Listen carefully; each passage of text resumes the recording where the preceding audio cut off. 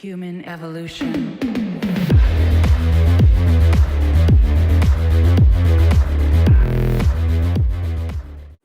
Are you doing it or am I? I was waiting for you to steal it, but you weren't going to. Well, I was going to steal it. I was going to wait until you just went in. And they're like, yeah. But, oh, well, yeah. Hi, guys. Welcome back to episode 7 of Nemcast After Hours. We're joined here tonight with my co-host, Elliot, and we've also got Ollie from Tropic on. So, Ollie, tell us who you are, what you're about, where you're from, how big your winky is. Ollie from Tropic Thunder. You may know me from other YouTube videos such as Recon Rye punching someone at the goal, getting shot in the face during a kicking Mustang video, or Nemcast main channel. Oh, okay. So he's been around the block. He's semi-famous, almost world famous, some would say. That's it. Also known as Recon Roy. Recon Roy, what a guy! Where did the Recon Roy part even come from? By the way, I meant to ask you, Invictus. So Rye was doing a Discord, so he's like setting it up in the background, but he didn't know how to set up all the channels and stuff. So me, Jake, and Robbo were helping him set it up, and I just wrote like the blurb of text for each channel. And my phone auto-corrected from Recon Rye to Recon Roy. And I posted it and put it live, just being like, yeah, it's fine. Didn't spell check it, didn't read it. And Rye's like, who the fuck is Recon Roy? He should have just changed his name. Amazing. So now, just have to be Recon Roy. Recon Roy. So we got you on this week, Ollie, to talk about your chapter's recent visit to a site a bit more up north. Was it Bradford Way? Yeah. So in one word, can you summarise the site? Potential. That's it. Cut the video. We're done. No. So how was the site, guys? In short, how was the day? How did it go? Talk me through from start to finish. What was it like? Pain in the arse with stairs to begin with. Okay. And a pain in the arse for parking. Yeah. Before you even get to the site, you've got. I mean, the car park in front was like £1.50 an hour. And I was like, I'm not doing that. Not for. So I went a bit further away. There's like outside the building is Bradford Court, and there's another car park, like an NCP or something, the other side of the court, and it was £2.50 all day on a Sunday, but it's an open car park in Bradford City Centre.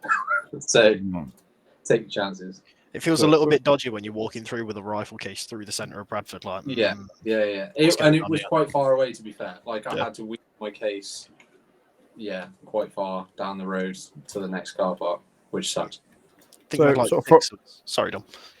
No, go on. We had like 6 of us. I think there was like me, Court. I can't remember the other 2 lads' names now. I feel really bad. And then there was Jordan and Jake and Rob. We all parked in the one that was like a bit further back, but you could just see us all like walking down the middle of the street. And some of the looks we were getting, like 8, 9 in the morning. It was a bit like, don't want to be doing this again. So not the best located, but parking wise could be done, just not ideal. Plan ahead. So light kit. Yeah, definitely. The thing they tell you though is, I mean, like with the stand, they never said you couldn't wear your kit into the venue. So like I put my plate carrier on at the bottom of the stairs at the stand to reduce how much weight I was carrying upstairs. Yeah. Whereas with Invictus, they said do not put kit on outside because police will show up. Police were fair, and they've got real guns as opposed to toy ones. So went on well. So that. How's the safe zone, guys? Was it pretty well laid out? Was it warm, dry? Not full of crusty. How was it? Decent, fair. Yeah, I'd say. The only thing I always look for in safe zones that I didn't look for there was power. Okay. Is there anywhere to like charge batteries and stuff? Yeah, sort of on the fly. Somewhere like Gowl, I know you can charge batteries and stuff in the safe zone. But there, I didn't look, to be honest. There was a couple of sockets behind where we were stood. There was like some like holes in the wall, like alcoves kind of thing, like shelves kind of built into the wall, and there was a couple of sockets just blown. So I saw those. Was like, that's phone on charge later on if I need it. Yeah. Okay. The thing that did impress me was I arrived probably last out of our group.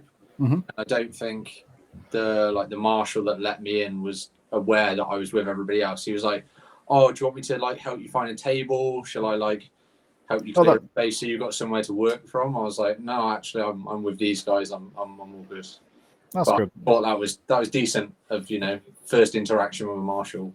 Yeah, welcome you in, to get you set up. You're not, I suppose when you're on your own, walking into a room full of people can be a bit daunting for some people, 100%. even though you're there to do the same thing. It's okay. So sort of facilities wise, what do they have? Toilets, food, on-site shop, anything like that? Oh, Nemtac toilet time. Yeah. Nemcast toilet time. Yes. If in doubt, review the toilet.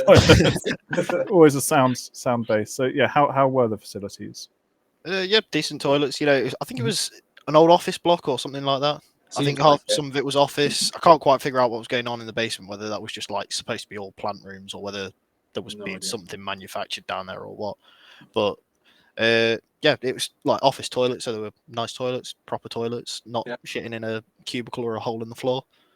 Good. Small little shop kind of area off to the right. It wasn't really because it's just one room, the safe zone. It was kind of I don't know what the bit to the left was as you went through the door. I think it was just a marshalling area. Staff area, yeah. And then small little couple of tables, the shop, drinks, crisps, chocolate. Surprising amount of like AEGs and stuff for sale.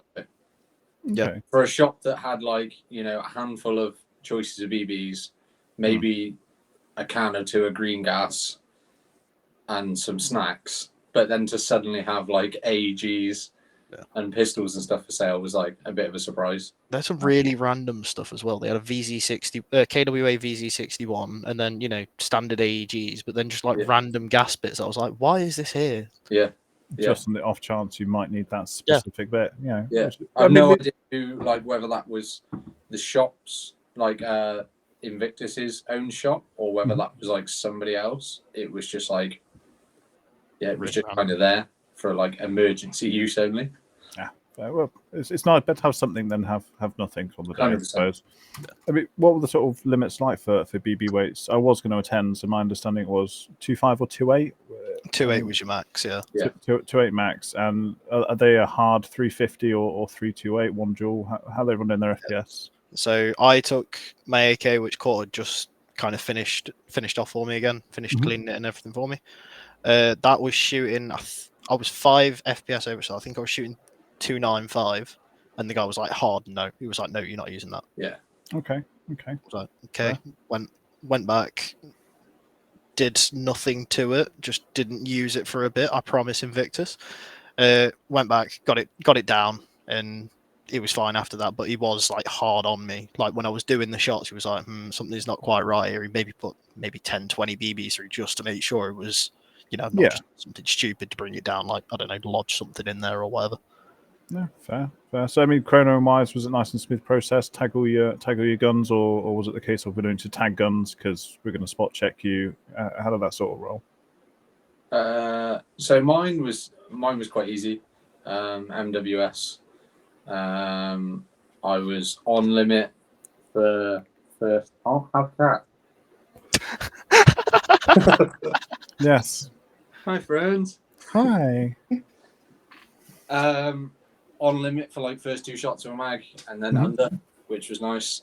And then you had like they gave you like normal paper wristbands, which already had a number on that correlated to your number on their checklist, so they could sign off and say, okay, person number 50 has chrono to tick, and then they just ticked it for AEG, gas, pistol, whatever you had.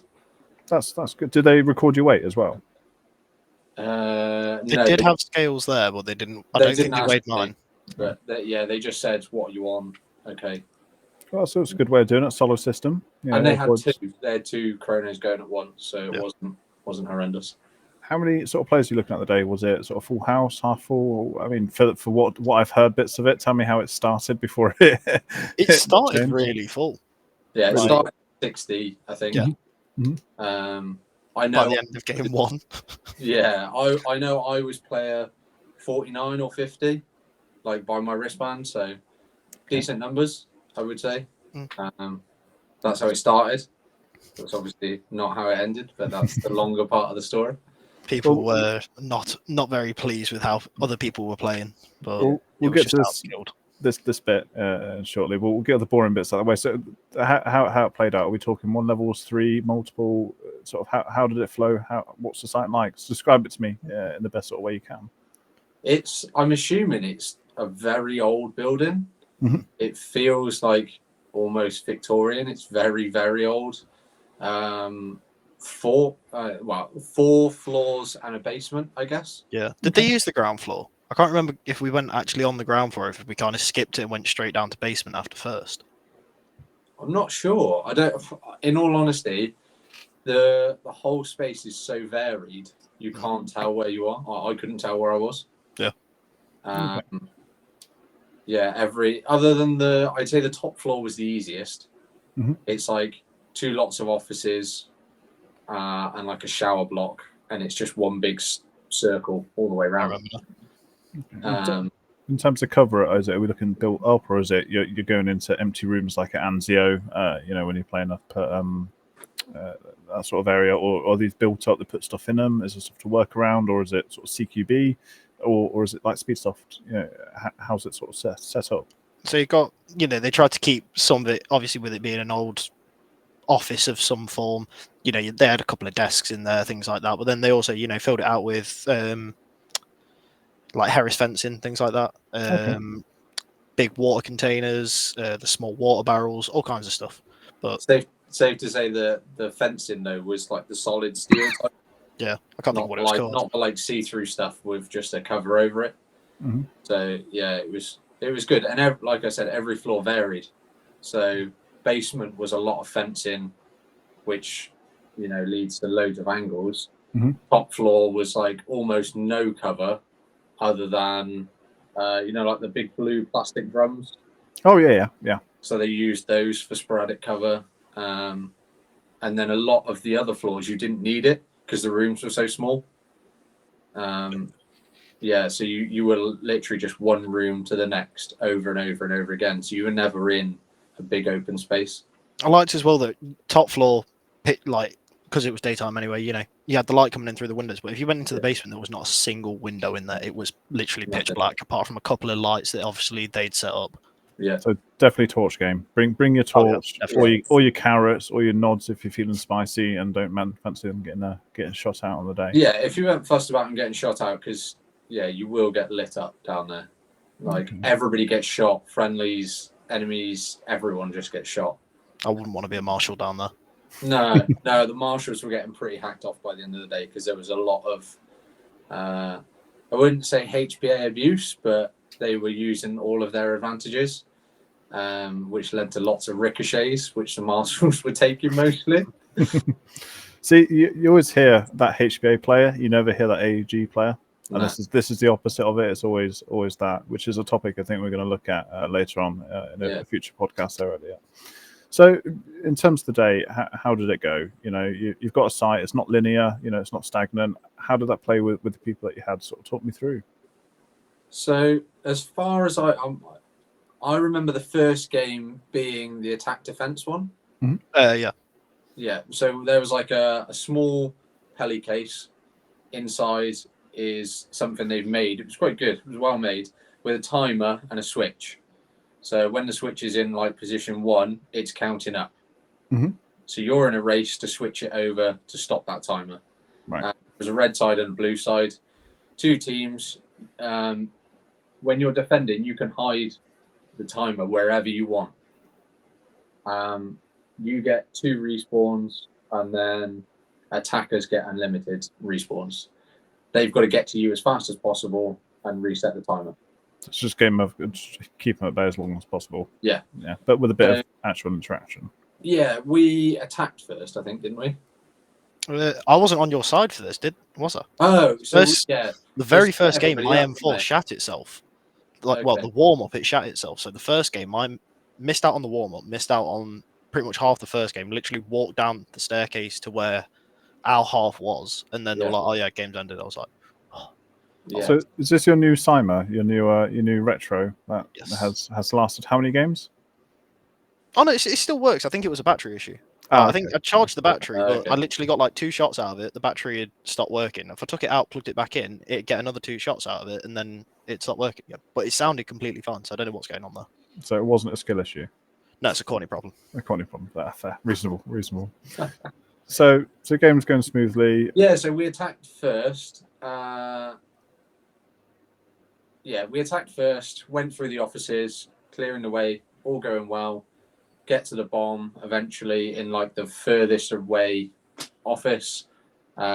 Switch the timer over, and it was like, 5 minutes, something like that. So then they say, okay, flip the game. You're now defending, hide the bomb wherever you want. Other guys who had just defended were now attacking. Mm-hmm. And as we set off to go and defend, we hid the bomb.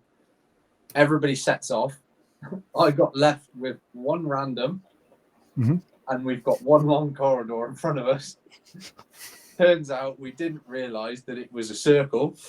Marvelous. So everyone on our team goes round this way, and the enemy team comes round this way and just meets me and one other and just steamrolled us. So we lost the defence game in 3 minutes something. Oof. So yeah, not ideal. Is that down to the rules? I mean, No, how was no, it explained, or just bad planning? So obviously all of Tropic were on one team because there were so many of us. Mhm. None of us knew the site. None of us realised that from where you spawned, you could do a lap the whole way around. So all we'd done was opposite rotate to where the enemy team was. Strats. Yeah, it was really good. Yeah. So almost like a single file, but the wrong way. Yeah. Yeah, perfect. Yeah, Good. Well, yeah. I mean, if you took it well, you can't make that shit up, really, can you? Yeah. And it's another one of those sites where you don't expect to need comms because it's so small. Mhm. Most of the time, you're just shouting to each other anyway. Would it made a difference, comms, for the day? Maybe me just screaming at people. Just autistically Oh breathing. Yeah, doing the best Joe Exotic. So- You twice. So the bit I think we really want to know about is we hear that it didn't quite go to plan. Well, it went well for you, but not for other people. So what sort of happened? Break it down for us without, trying to drama it up. It all starts after game 1. After Like game proper game 1. Yeah. I think warm-up people were like, oh, okay, this is going to be a bit... After game 1, everyone comes out, and I'm still at the safe zone kind of ready to go for the next game, thinking it's going to be a quick turnaround, and quite literally you saw half the randoms, or, well, the other players that were there, just literally pack up all their stuff, and it's just like, we're going home. We got rolled. We're going to get rolled here. Yeah. So as Skill opposed issues. to say, can we split it up? Which I'm sure being reasonable people would have been like, yeah, let's just mix it up if that's going to keep everyone there for the day. Yeah. So they just spat the dummy out and just went, nah, we're going home. We paid our money. Enjoyed one day of airsoft, one game of airsoft, and that's it. Literally. I've never seen so many speed softers. They've got all the HPA tank at the end of their like pistol grip. They've got the dye mask on. And I was like, oh, okay, yeah, this is going to be a really intense day. Like, there's going to be BBs flying everywhere. And then literally none of it. You had a couple of people who were kind of down for a good game day, still there. And all the people who looked like they were going to be quite fun to fight against just went. That tail was super distracting. I saw that in the corner of my eye. I was like, I can't not react. I've been trying to edge my camera backwards without anyone noticing, but yeah, this cat's just free roaming. So that's surprising to hear. I mean, speed softers or people who play that kind of style tend to be quite stuck in. That's a passionate thing they're doing. Yeah. If you want to wear lycra, that's down to you. I ain't judging you. I get the chafing, but do you really need the hot pants? That's your call. So after that, how did the day go? Rather, how did that rest of the day? Well, it's just strange because we got back and they all started packing up. And we said, why not just put us, just Tropic, which would have been probably 20 guys against everyone. So that would have been 2-to-1 ratio. They should have been fine, potential for steamrolling us. Yeah, I mean, they've got volume. Yeah. Yeah. And all they had to do was, as usual, communicate, work together, and they should have been able to just run right through us because they all knew the site. The thing was, they were all locals or had played there before. Mhm. The majority of us had never played there. So we said, you know what? We'll go on our own, put everybody else against us, see what happens. And they just turned it down. They were happier to leave than try and take the odds, which I thought was a bit strange. And that's without being like big-headed. We turned up expecting to get a good scrap. Mhm. And yeah, to be more content with leaving, I thought was a bit odd when you pay. Yeah, I mean, I'd rather lose than give up half a You day. still have a good day, even if you're getting kind of shat on. Yeah. because it's not like you're going home with a massive prize, and majority of sites don't really keep track or care who wins or loses. It's about the player engagement and ultimately having a bit of fun. It's a game. I mean, what did the marshals have to say? Did the site sort of try to interject and say, "Hang on, guys, this is what we're going to do. Don't just bugger off"? Or yeah, so they kind of split it into 4 then, didn't they? Yeah, so you had like Tropic. Well, everybody who was there with our group kind of split down the middle, and then everybody else was split into the middle. And I think the first game after kind of everybody had left, did they do Tropic versus Tropic? They did Tropic versus Tropic, and that was mega. That was such a good game. Just playing. Nick scared the shit out of me that game. Yeah. Just seeing his face at one of the doorways, just like go out of where we were spawning. Went to go out the staircase, and I've just got Nick's face with like a small green glow on it. I was like, oh no. Yeah. Yeah, it was a good level of chaos and the sort of level of airsoft we were hoping to play. And yeah, everybody fights hard. So it's like, yeah, everybody's going to play aggressive. Everybody's going to play well. So that was good. And then so if you say that there was 60 of us, they took the 20 of us, split it in half. We had 1 floor. And then they took the remaining 40 people, split them in half, and played on a different floor. Okay. So it was like, okay, we've taken you away from what you're saying is the problem and given you somewhere else to play. But I think probably the next problem that we didn't realise was they run their days as half days if you want to. Right. You can book an AM or a PM. Mm-hmm. And I think by the time that second game had ended, the AM people were going home. So we were then reduced numbers again. They had to put everybody back together. Yeah, otherwise it's I suppose it's almost going to be no fun for the other group that isn't you. If you're happy playing with your fellow friends, and awesome. Well, and then you also want to play on multiple floors. So it's like you couldn't say to the remaining people, okay, we'll split you so you don't have to play with Tropic, but we'll put you on 1 floor only, and then we get the other 3 floors. Yeah. So they had to put everybody together after the lunch, after lunch, I think. And that's when things just got saltier again. So, explain what went wrong. What went wrong in lunch? What can possibly go wrong between then and the next game? Attitude, I would guess. We all went for lunch. I would say lunch was too long, to be honest. Oh yeah, I think it was 2.5 hours we were waiting around. Yeah, 2.5 hours. Because our game finished, the Tropic versus Tropic game finished, and then we all went for lunch. Then the others' game was still playing.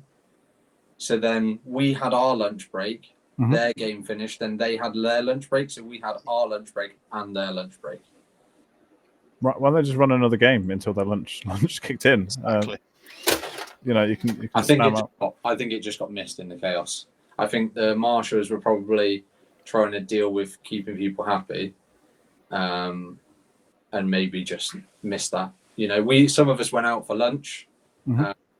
Highly recommend the pizza place. It was actually pretty good. Yeah, the pizza place around the corner that does pizza by the slice with fries and a drink for $5. That's not bad. Yeah, big slices of pizza as well. It's like it was a quarter of a 16-inch pizza with 1 slice. So what? Yes, 1 slice. How much? Yes, a whole pizza. Thank you. Yeah. Nice. So yeah, I don't know. It was annoying because we were all like geared up, ready to go again, and then you just sort of waiting around. You've got cold because it's not a warm place by any means. And then the afternoon, we went out and played again. a couple of games with the other guys, and yeah, they were just getting steamrolled, to be honest. How do you find hit taking beyond sort of the group? I mean, even within the own group, was hit taking a problem from the beginning? Was that this is the root cause? I wouldn't say it was a problem in the beginning. I don't know what you had out, but I'd say it just got progressively worse as the day went on, and I think it's just their way of dealing with their frustration. The only time I saw any like non-hit taking is when people thought they were getting away with it, which was in the basement level, because it was that dark. Obviously, you couldn't tell if you were hitting people or not, but the amount of times, even on my teammates, like there was one guy, I don't know if he was with us or if he was like just kind of thrown onto it because he was just on his own. But the amount of times I'd watched BB's hit like his plate carrier or something, he'd just carry on. It's like, I know you felt that. You've got no plates in it or anything like that. It's just a piece of fabric so you can hold your mags in. You've definitely felt that BB hit you and you've just carried on. Yeah. It's so close in a lot of those rooms. Yeah. You're not, after 2 or 3 shots, you're not questioning whether it's hit somebody. If you were like trying to hit everybody with 1 shot and 1 shot only, you'd be like, maybe. But when you've put 3 or 4 maybe across a small room, one of them's hit. Yeah.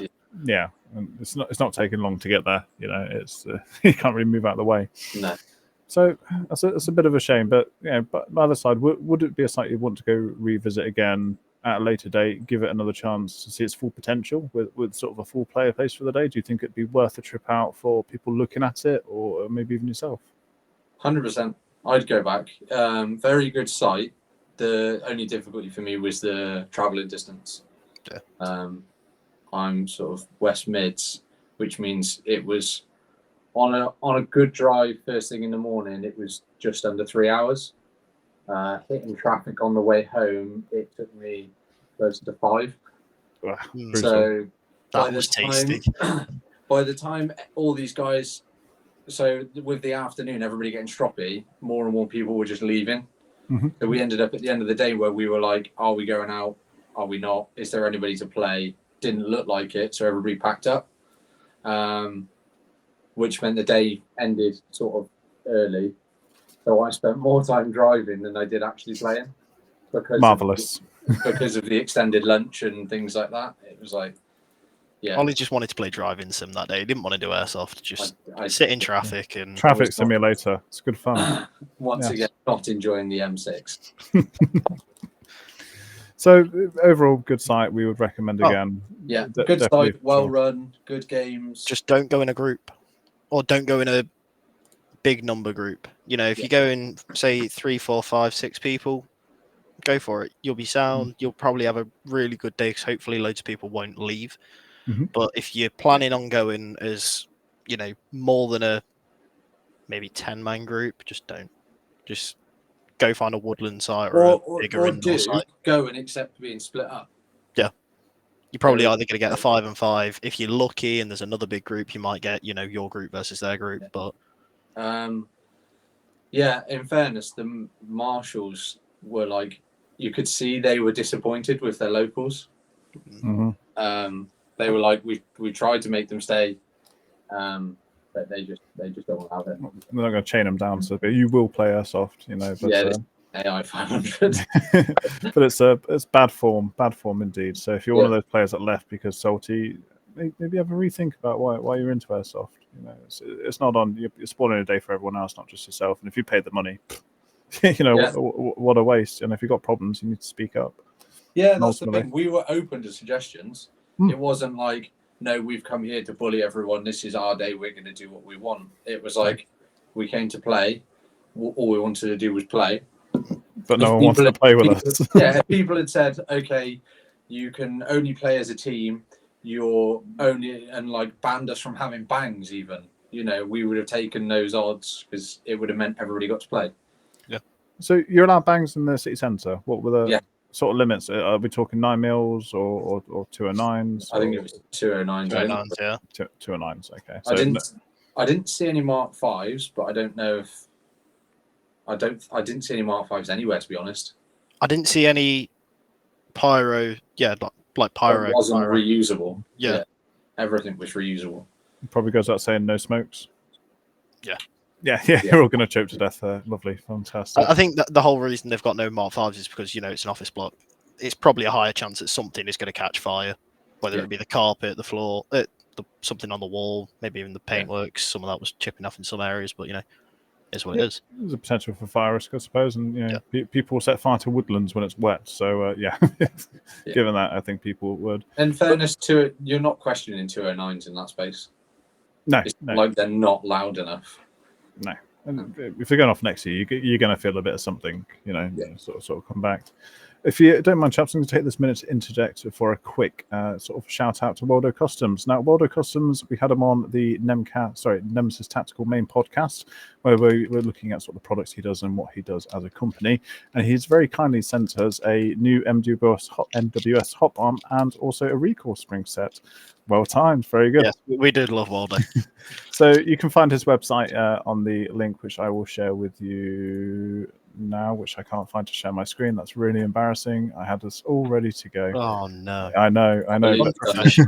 But here it is. Here's Waldo's page in a fantastic sort of design format. The colours, lovely and vibrant.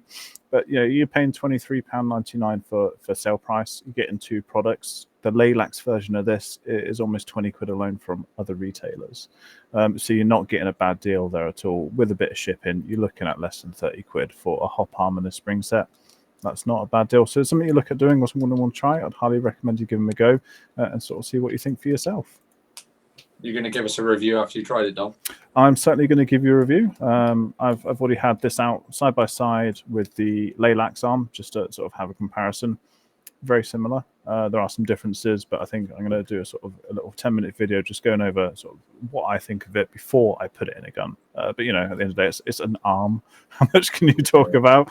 You got the stock ones, you got the WeTech ones, so we could do something with that. So any sort of concluding bits we want to touch on for Invicta? Is there anything you recommend that they could have done better as a site? No, I think the site itself is fantastic. Mm-hmm. Ignoring the player base, ignoring everything that went on that day, if somebody said, oh yeah, we're going to have this, and just took me as a walkthrough through the building and said, this is going to be our indoor airsoft site, I'd have gone, yeah, this is banging. You've got small little cupboard areas, you've got some long corridors, you've got the basement level was incredible. I loved it. It was everything you'd kind of want from a CQB site. Is there anything you would change though? If you had the ability to, is there one thing you go, this I would change for this reason? I would cover up the glass on doors. Yeah. Okay, fair. I can understand. So like a normal office door where you've got like a top square that's glass see-through, just blank them off. It like invites that little bit of, I can't see into that room, so I'm going to have to go through the door. Because otherwise you get that, oh, well, I'm this side of the door, I'm just going to look at you and watch you through the door to work out where you're going, what you're doing. Sit here, dangle my grenade as you come up the stairs. Yeah, that sort of thing. Well, they had that issue at the goal or jail, whatever you want to call it, through cars. It's rubbish when you can see someone through a car and IRL, to be fair, you wouldn't be hiding behind a car, but you can see them. If you can't get them with the BB, it's stupid. Yeah. So that's a fair. Elliot, anything from you? No, honestly, I was a massive fan of the site. I think they did a lot of things really well, and off the top of my head, I can't think of anything that I would change there. I'm not trying to catch you out. Just want to see if there's anything you want to go out. The one thing I did like, in fairness, was if you look at that site in comparison to the Stan, which we've obviously played recently, the Stan was chaos on the stairs. Yeah. The Stan stairways are obviously like very narrow. Yep. The ones at Invictus are like really big, wide staircases with no middle barrier, so you can see the whole way down. And they said, right, no fighting on the stairs because they are like lethal slippy. And then they gave you a meter inside the next door. So we played one game where it was like, I think they call it pushback. So you start on the top floor, kill all the defenders, they go down a floor, kill all the defenders, go down a floor.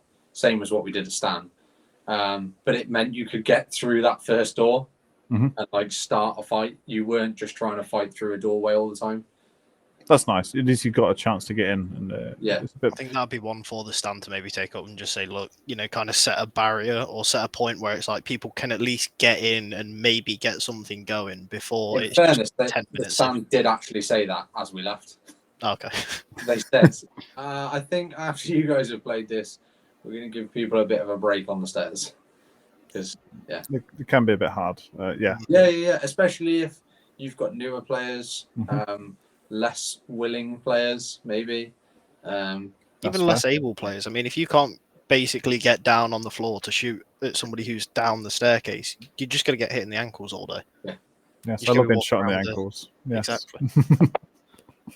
Cool. Well, Ollie, before we sort of end this podcast, is there any sort of shout out or plugs where you got the opportunity? Where can we find out more about Tropic, who you are? Obviously, we know who you are, but for the wider audience out there, what's the social? Where can we find it? Tropic Thunder Official. Look out for possible events that might be coming, might not be coming. Okay. I don't know if you can talk about this yet, but yeah, that's. Can't talk about it yet. But look out for him at Opt the Kingdom. There you go. Yeah, I heard they got some really good new marshals potentially. Okay. And Gloucester Prison this Sunday. Everybody needs to go to Gloucester Prison because it's looking likely that it will close. Yeah, another amazing CQB site. Is that the one with no two-tone? Yeah, that's it. Yeah, yes, one of the last surviving relics of no two-tone. Yeah. Okay, fair. So yeah, other than that, yeah, Tropic Thunder Official, Tactical Tradie on Insta. Yeah, thanks to you guys. No worries. Well, what we'll do is we'll pop your socials in the links below, just if anyone wants to check it out. Feel free. You can ask him feet size for feet pics, whatever you want. The man will provide. He's very generous. But yeah, Elliot, anything from yourself? Nothing from me. All righty. Well, thank you very much for tuning in to this one, guys. So catch us on the next one. And if you haven't already, give us a like and subscribe. And also check out the Nemesis Tactical main page where more in-depth, more organized reviews will be coming up.